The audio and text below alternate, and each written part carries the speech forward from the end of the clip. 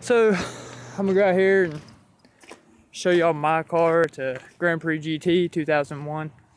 She's a fast little girl. She's alright. She's got the halos and HIDs, LEDs. She's beast black rims. Kind of need my window fixed. No exhaust, but has a cold air intake, and she sounds pretty good, I might add. Now, stock everything. Got my firefighter lights and stuff, you know.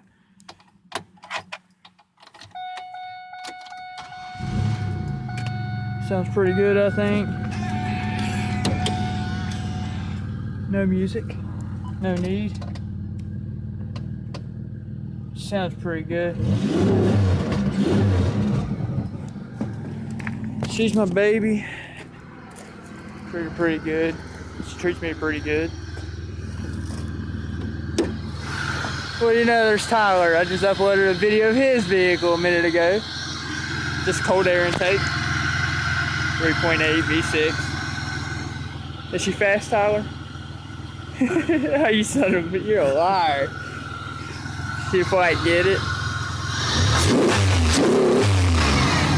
Sounds pretty good. What do you think?